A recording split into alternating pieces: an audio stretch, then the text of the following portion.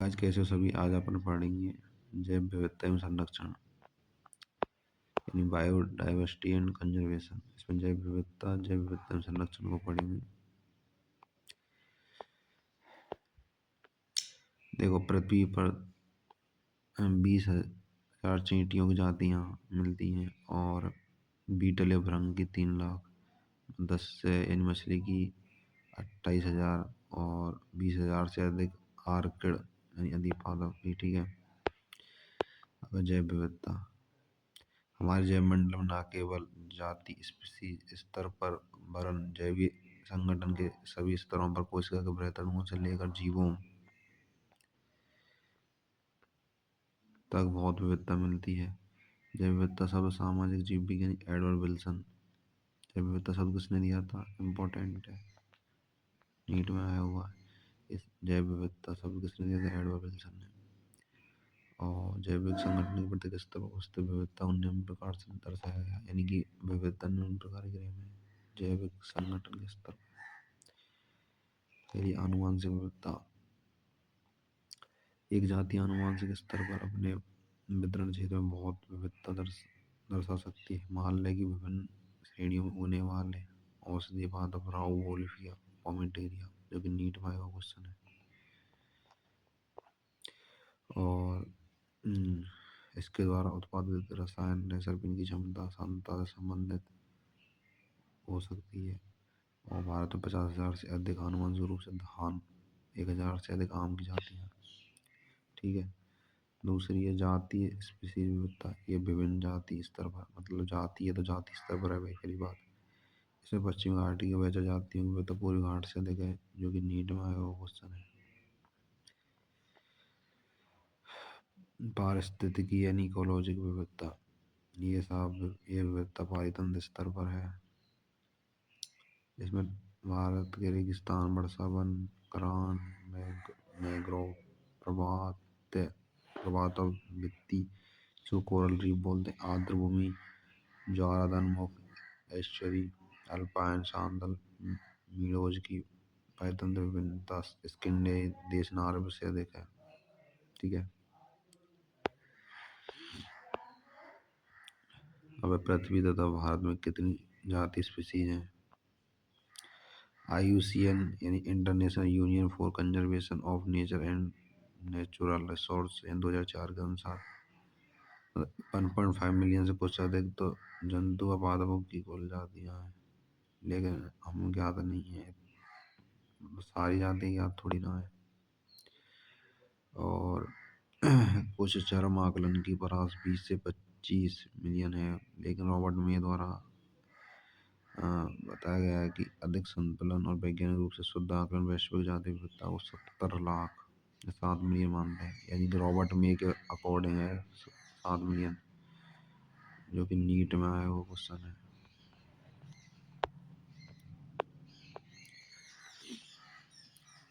सभी आंकड़े जातियों 70% से अधिक जंतु हैं, 70% से अधिक तो जंतु हैं।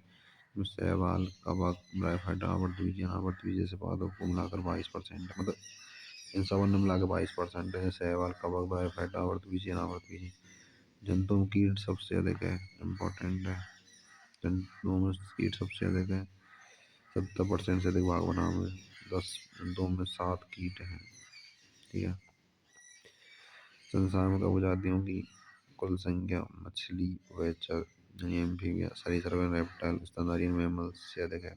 मतलब जो कवकों की जो जाति है ना, समन से अधिक है, मछली, उभयचर, सरीसृप, स्तनधारी। देखो ये भी इम्पोर्टेंट है। ठीक है। जैसे एकशेरुक है, एकशेरुक में कीट सबसे ज़्यादा 70% पाया है। बाकी अन्य प्राणी हैं, फिर उसका क्रस्टेशिया, फिर मोलस्का। कशेरुक में स्तनधारी, पक्षी, सरीसृप, उभयचर, तो इन सब का ये 50% में मत्स्य आ रही, मछली आ रही, 50% में सब आ रही, चारों स्तनधारी, पक्षी, सरीसृप, उभयचर। ऐसी पादप में मोसेज, फर्न, ये कवक, तो कवक की संख्या में ज़्यादा है, सबसे ज़्यादा। दूसरा वाला या आवर्तवीज है।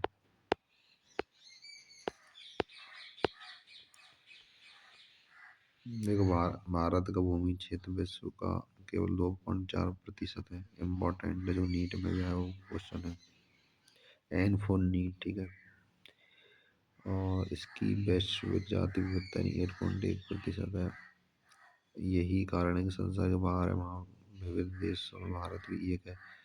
भारत में लगभग 45,000 पादप जातियाँ, इनमें 2 गुना से अधिक जंतु जातियों को, मतलब यह है कि पादप के जस्ट डबल होंगी जंतु जाति, ठीक है। रॉबर्ट मे के वैश्विक आकलन को स्वीकार करें, अभी तक 22% जातियों की खोज हुई है। ओनली फॉर 22% जातियों की। 1 लाख से अधिक पादप, 3 लाख से अधिक जंतु जातियों की खोज होना शेष है, ठीक है। अब जैव विविधता के प्रतिरूप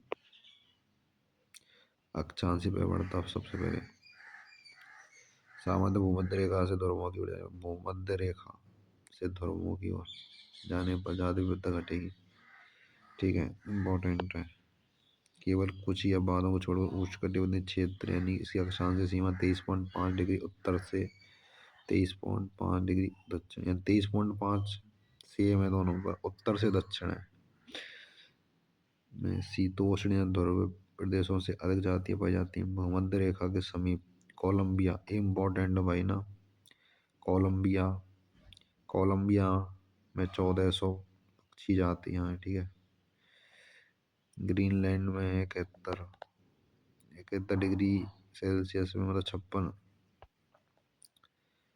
56 पक्षी, हाँ हाँ 105 पक्षी जाति पाई जाएंगी इसमें ग्रीनलैंड में, ठीक है। और इसके अलावा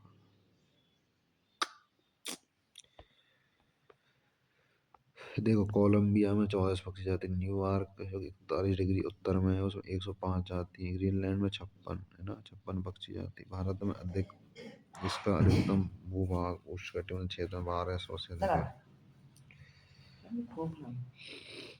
1200 से अधिक।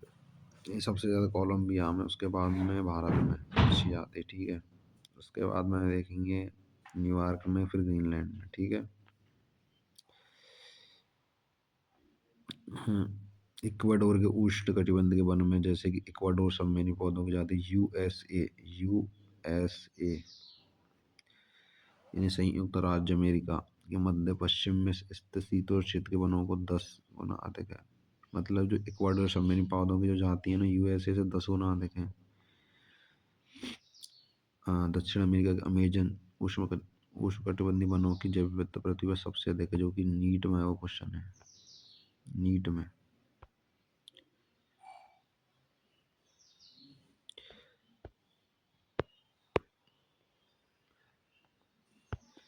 नीट में हुआ क्वेश्चन है, ठीक है।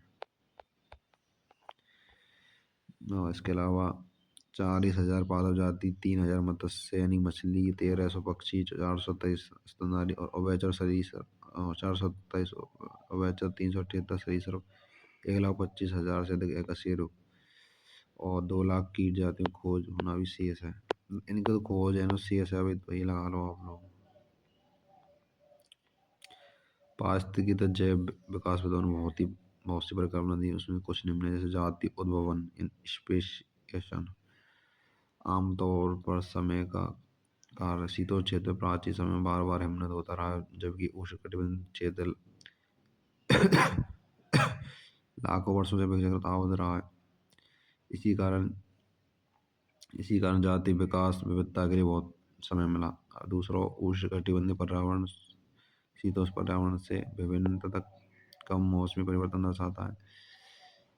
थर्ड है, उष्णकटिबंधीय क्षेत्रों में अधिक सौर ऊर्जा। मेन चीज़ें देखो, आप एक चीज़ ध्यान रखना, उष्णकटिबंधीय क्षेत्रों में जैसे पैदावार अच्छी रहे, सौर ऊर्जा अच्छी रहे, मतलब उष्ण शीतोष्ण की तुलना में सब चीज़ वहाँ पर मैक्सिमम मिलेगा आपको। और क्षातीय क्षेत्र संबंध, जिसको महान प्रकृतिविद भूगोल शास्त्री एलेक्जेंडर बोन हम्बोल्ट, जो कि दक्षिण अमेरिका के जंगलों के गहन अन्वेषण के समय जाति क्षेत्र जो संबंध है ना, प्रकृतिविद भूगोल अलेक्जेंडर और humboldt ने दिया था। ठीक है। और जाति समृद्धि अन्वेषण क्षेत्र की सीमा बढ़ाने के साथ बढ़ती है। उन्होंने बताया कि जो क्षेत्र की जो जाति समृद्धि अन्वेषण क्षेत्र की सीमा बढ़ाने के साथ बढ़ा है। वास्तव में जाति समृद्धि और वर्गों को अनावृतबीजी पादप पक्षी चमगादड़ एलाबड़ मछलियों की व्यापक किस्मों के क्षेत्रों के संबंध में आयताकार पर अति परवलय यानी कि रेक्टेंगुलर हाइपरबोला, जैसे इसमें ये दिखा रखा है रेक्टेंगुलर हाइपरबोला है ना। और इसमें जो एक लघुगणक पैमाने पर संबंध एक सीधी रेखा, एक तो सीधी रेखा है और एक हाइपरबोला। इसका जो सूत्र लॉग एस बराबर log C plus Z log important है। जेड जो कि रेख की ढाल है, एस जाति समृद्धि, ए क्षेत्र, सी बाई अंतखंड। वास्तविक वैज्ञानिकों ने बताया कि जेड का 0.1 से 0.2 प्रास में होता है। भले बाद अब कैलिफोर्निया पक्षी अनिवार्य मोलास कुछ भी हो। ठीक है। और संपूर्ण महाद्वीपों को ज्यादा क्षेत्र संबंध को विशेष करते हैं जिनका मान है जेड का मान 0.6 से 1.2। ठीक है।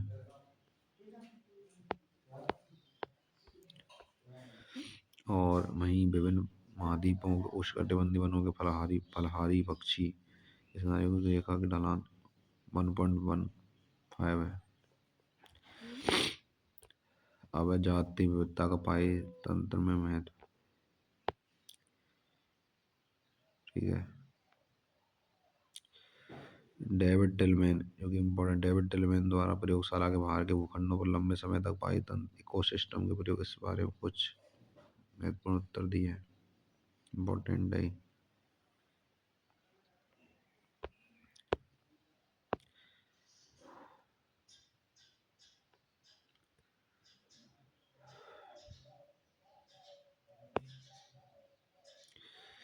इसके बाद में आ जाओ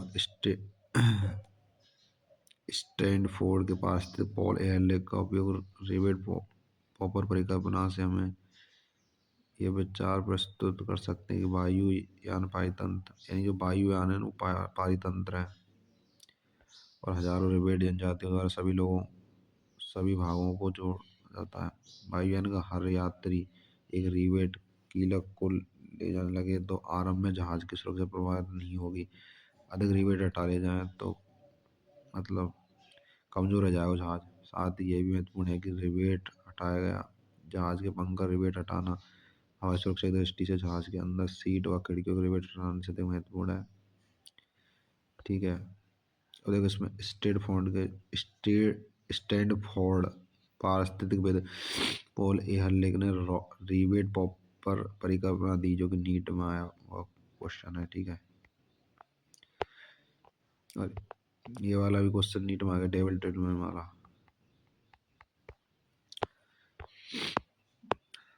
अब है साहब जैव विविधता की क्षति।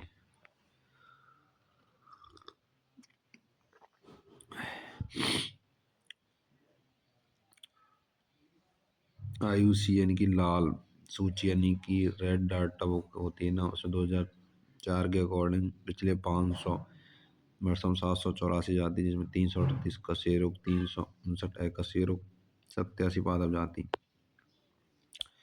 इसके अलावा जो मॉरिशस की डोडो, अफ्रीका के केवागा, ऑस्ट्रेलिया की थाईलोपिन, रूस की स्टेरा समुद्री गाय, बाली, जावा, कैस्पेरियन वाघ की 3 उपजाति जो कि नीट में हुआ क्वेश्चन है। ठीक है।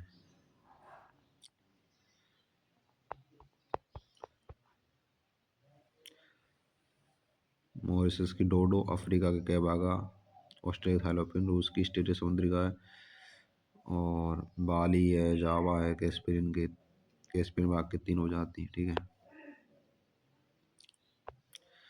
अब ऐसा विश्व की 15,500 से अधिक जातियां विलुप्त होने का कगार पर हैं। 12% उनमें पक्षी हैं, 23% उनमें स्तनधारी, 32% उभयचर, 31% आवर्तबीजी हैं।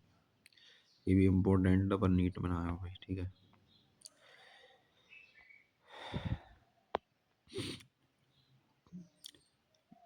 आज जातियों के विलोपन दर मानव के अस्तित्व से पूर्व होने वाले विलोपन की अपेक्षा 100 से 1000 गुना तीव्र आंकी गई है।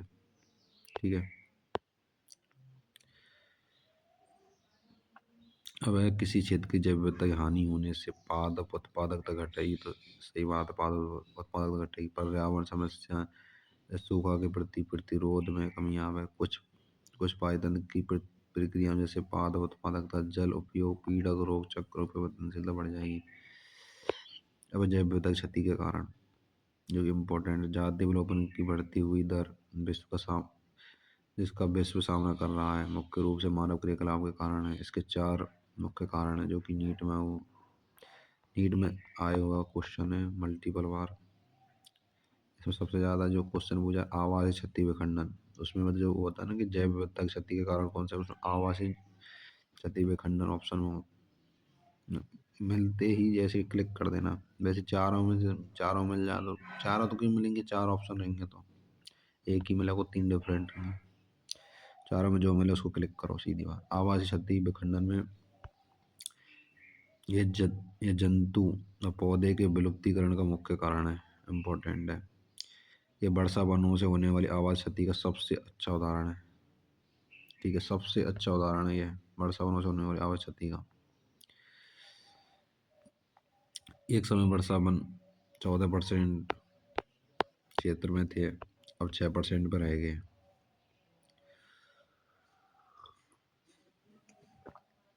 इतनी तेज नष्ट हो रहे हैं। जब तक आप इस अध्याय को पढ़ेंगे जब हजारों हेक्टर वर्षा वन समाप्त हो चुके होंगे। अमेजन वर्षा वन पृथ्वी का फेफड़ा कहा जाता है, इम्पोर्टेंट है, नीट में आया हुआ है। ठीक है। और इसमें अति दोहन है अगला। ठीक है, अति दोहन यानी कि मानव हमेशा भोजन और आवास के लिए प्रकृति पर निर्भर रहा है। ये तो चीज़ है ही है, लेकिन आवश्यकता लालच से बदल सकती है। इस प्राकृतिक संपदा का अधिक दोहन, ओवर एक्सप्लॉयटेशन शुरू हो गया। अति दोहन से पिछले 500 वर्षों में बहुत सी जातियाँ विलुप्त हुई, जैसे स्टीलर समुद्री गाय, पैसेंजर कबूतर।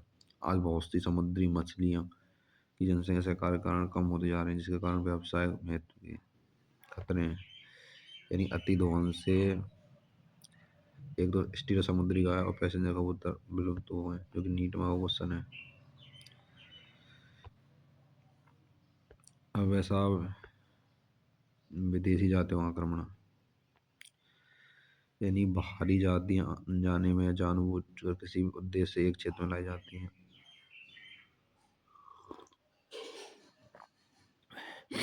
उनमें से कुछ आक्रामक स्थानिक जातियों में कमी उनकी विलुप्ति का कारण बन सकता है। जैसे जब नील नदी की मछली है नाइल पर्च, नील नदी की मछली है नाइल पर्च को पूर्वी अफ्रीका की विक्टोरिया झील में डाला गया। झील में रहने वाली वास्तविक रूप से बेजोड़ सिचिलिड मछलियों की 200 से अधिक जातियां विलुप्त हो गई। ऐसे गाजर घास यानी पार्थेनियम, लेंटेना, हाइसिंथ जैसे आक्रामक खरपतवार पर्यावरण को होने वाली क्षति हमारे देशज जातियों के पैदा के खतरे से अच्छी तरह परिचित हैं। उद्देश्य अफ्रीकन कैटलफिश यानी कि लेरियस गेरीपाइन मछली को हमारी नदियों में लाया गया। ये मछली हमारे नदियों के मूल असल के मीन के लिए खतरा है। देखो ये पूरा इम्पोर्टेंट है भाई, कुछ भी मत छोड़ना है यहाँ में दे दो। नाइल पर्च तो आ चुकी नीट में यार, और ये लेंटेना वगैरह ये भी आ चुके हैं। ठीक है, तो इम्पोर्टेंट है ये। अब सैबलोप्ता,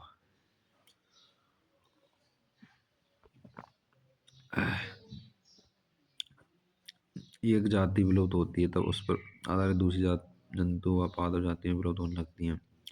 एक परपोषी मत्स्य जाति विलुप्त हो जाती है तो उसके विशिष्ट परजीवियों का वही भविष्य होता है।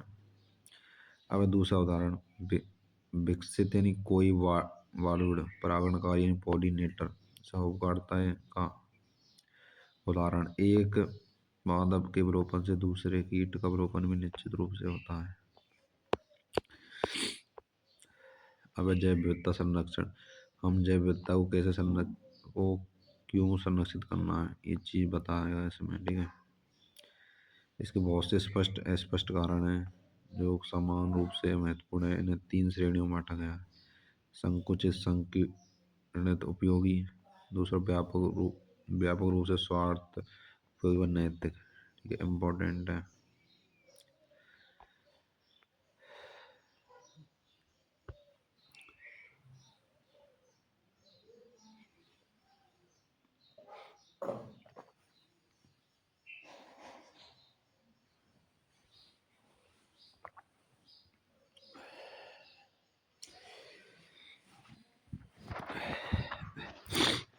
जैव विविधता संरक्षण के संकीर्ण रूप से उपयोगी तर्क स्पष्ट है, ठीक है।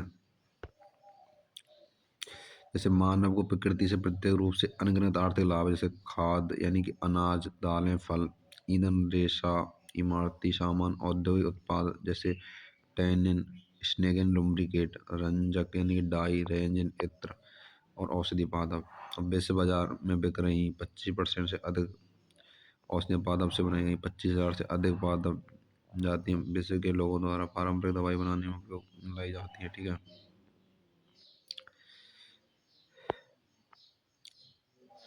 और साहब, तीव्र गति से नष्ट हो रहा अमेजन वन पृथ्वी के वायुमंडल को लगभग 20% ऑक्सीजन प्रकाश संश्लेषण द्वारा प्रदान करता है, ठीक है। इनिट में वो क्वेश्चन है और दे फालतू चीज लिख रखी है थ्योरी, ठीक है।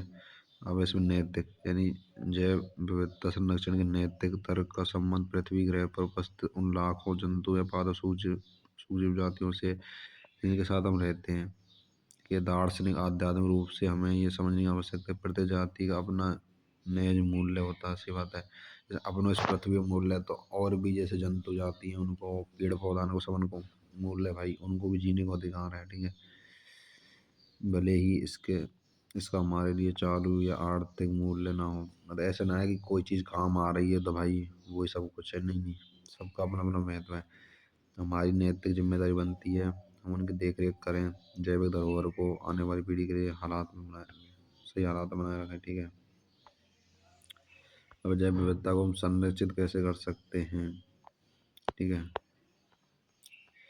अब दो तरीके हैं इसके, ex C to in C to, स्वस्थानीय संरक्षण और बहिस्तानीय, जो कि नीट में भाई हर साल से रिपीट होते हैं, हर साल, मतलब बहुत इम्पोर्टेंट है X C to in C two, यानी नीट में मैक्सिमम बार रिपीट।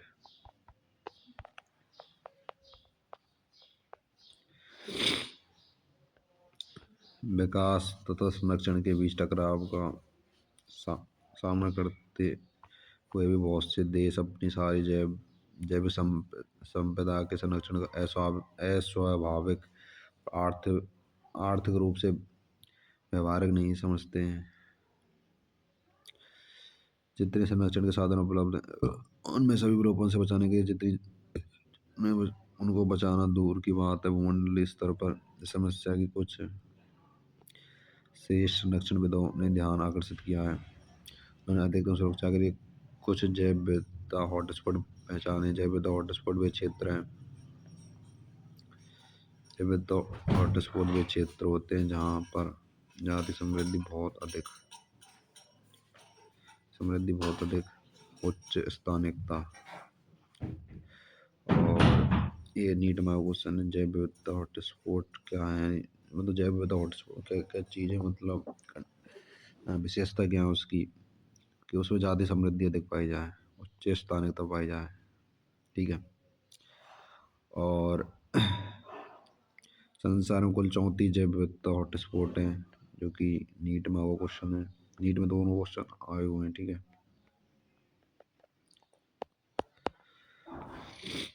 और साहब, तीन हॉटस्पॉट हैं, इनमें से पश्चिमी घाट और श्रीलंका इंडो बर्मा हिमालय जो हमारे देश की असाधारण रूप से उच्च जैव विविधता को दर्शाते हैं, ठीक है।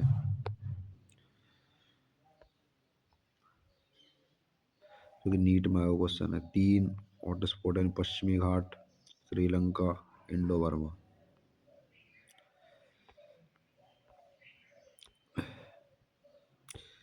यानी कि जब देखो हॉटस्पॉट की विशेष सुरक्षा होगी ना तो 30% तक कम किया जा सकता है जो विलोपन की दर को। ठीक है ना। भारत में पारिस्थितिकी जैव विविधता संरक्षित क्षेत्रों को राष्ट्रीय उद्यान, वन्य जीव अभयारण्य, जीव मंडल आरक्षित में कानूनी सुरक्षा प्रदान की गई है। भारत में 14 जीव मंडल संरक्षित क्षेत्र हैं। ठीक है, इम्पोर्टेंट है। कितने जीव मंडल संरक्षित क्षेत्र? 14 है। 90 राष्ट्रीय उद्यान, 448 वन्य जीव अभयारण्य है। ठीक है जी। सांस्कृतिक व धार्मिक परंपरागत या जो प्रकृति रक्षा करने पर जोर देता है। बहुत सी संस्कृतियों में वनों के लिए अलग अलग भूभाग छोड़े जाते हैं। इनमें सभी पौधे तथा वन्य जीवों की पूजा की जाती है। इस तरह के पवित्र उपवन यह आश्रय मेघालय की खासी है। जयंती पहाड़ी इम्पोर्टेंट है। यानी कि पवित्र उपवन मेघालय की खासी, जयंती पहाड़ी, राजस्थान की अरावली, कर्नाटक तथा महाराष्ट्र के पश्चिमी घाट, मध्य प्रदेश की सरगुजा, चंदा बस्तर क्षेत्र। लेकिन नीट में वो क्वेश्चन है। ठीक है, ये भी नीट में हुआ क्वेश्चन है ये भी। और भाईस्थान स्वस्थान भाई इंपॉर्टेंट है, रट लेना क्योंकि हर साल ही रिपीट है हमें ज़्यादातर ये। भाईस्थान संरक्षण, इस संरक्षण में संकटोत्पन्न पादप या जंतुओं को उनके प्राकृतिक आवास से अलग, यानी भाई नाम से स्पष्ट चला, भाई यानी कि बाहर, स्वयं यानी कि स्वयं के स्थान में। ठीक है, ठीक है, इसमें मतलब बाहर रखे जाते हैं, जैसे बाहरी प्राकृतिक आवास में एक विशेष स्थान पर उनकी अच्छी देखभाल की जाती है। सावधानी पूर्वक संरक्षित जंतु उद्यान, वनस्पति उद्यान, वन्य जीव सफारी। जैसे देखो इसमें पवित्र उपवन याद रखने हैं हमें, स्वस्थान। ठीक है, पवित्र उपवन, और जैसे जीव मंडल संरक्षित रह गए, राष्ट्रीय उद्यान है, वन्य जीव अभयारण्य, ये याद रखने हैं। ये भाई बहुत बार रिपीट हुए हैं। ऐसी भाई स्थानीय में आपको याद रखना है। जंतु उद्यान, वनस्पति उद्यान और वन्य जीव सफारी, जो कि नीट में मल्टीपल बार यार रिपीट हुआ, मल्टीपल यार। आजकल संकट उत्पन्न जातियों को परिबद्ध घेरे में रखने के बजाय भाषा संरक्षण दिया जाता है। अब संकटग्रस्त जातियों के युग्मकों को जीवित व जनन क्षम स्थितियों में निम्न ताप परीक्षण, क्रायो प्रिजर्वेशन तकनीक के लंबे समय तक परिरक्षित किया जाता है। अंडे को पात्र निषेचित किया जाता है। ये भी नीट में क्वेश्चन है। ठीक है, और ऊतक संवर्धन भी किया जाए हमें। ठीक है, और व्यापारिक महत्व के पौधे के विभिन्न आनुवंशिक प्रभेदों के बीच लंबे समय तक बीज बैंक में रखे जाते हैं। अब देखो वर्ष 1992 में रियो डी जेनेरिया में हुई जैव विविधता पर ऐतिहासिक सम्मेलन पृथ्वी में राष्ट्र का आह्वान किया गया, क्योंकि वे जैव विविधता संरक्षण के लिए उचित उपाय करें। 1992 में रियो डी जेनेरिया में जैव विविधता पर ऐतिहासिक सम्मेलन हुआ।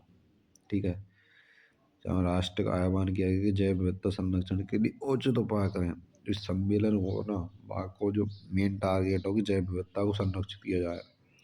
जैसे जंतु जात, जैसे जितने भी जंतु हैं, जैसे ना जानवर वगैरह, जितने भी पेड़ पौधे हैं, उनको संरक्षित किया जाए। उनसे मिलने वाले लाभों को इस प्रकार उपयोग करें कि वे लाभ दीर्घकाल तक मिल सके। इस क्रम में सन 2002 में दक्षिण अफ्रीका के जोहान्सबर्ग में सतत विकास पर विश्व शिखर सम्मेलन, कौन सा सम्मेलन हुआ? विश्व शिखर सम्मेलन, जिसमें विश्व के 119 देशों ने शपथ ली। उन्होंने कहा कि 2010 तक जैव विविधता की जारी क्षति दर में वैश्विक, प्रादेशिक, स्थानीय स्तर पर महत्वपूर्ण कमी लाएंगे। ठीक है जी, ये दोनों नीट में आए हुए हैं, अभी आए हैं रिसेंटली। यानी 1992 में रियो डी जेनेरियो याद रखना आपको, यहाँ पृथ्वी सम्मेलन हुआ। ठीक है, उसके बाद में ये जोहान्सबर्ग में, हाँ जोहान्सबर्ग में, दक्षिण अफ्रीका के जोहान्सबर्ग में विश्व शिखर सम्मेलन हुआ 2002 में। और इसमें कितने देश पार्टिसिपेट किया था? 190 देशों ने। ठीक है, इस तरह आप अपना चैप्टर ख़त्म हो रहा है। ठीक है, इसकी डिटेल पीडीएफ आपको टेलीग्राम चैनल में मिल जाएगी। उसकी लिंक आपको डिस्क्रिप्शन में मिल जाएगी। ठीक है, तो वहाँ पे क्लिक करते आप ज्वाइन हो जाओगे टेलीग्राम चैनल में। ठीक है, और पीसीबी की एनसीईआरटी हाईलाइट मिल जाएगी। ठीक है, यदि आपको नहीं मिलते फिर भी मेरे को मैसेज कर देना। ठीक है, ठीक है, मैसेज कर सकते हो ग्रुप में, मैं आपको सारी चीज़ें प्रोवाइड कर दूँगा। पहली बात तो मिल ही जाएगी, और पीसीबी के नोट्स भी मिल जाएंगे आपको वहाँ में। ठीक है, टेलीग्राम चैनल पे। बाकी आपको ये लेक्चर वगैरह पिछले साल के मिल जाएंगे एनसीईआरटी हाईलाइट के, और इस साल के तो मैं करा ही रहा हूँ। ठीक है, ऑल दी बेस्ट नीट 2026।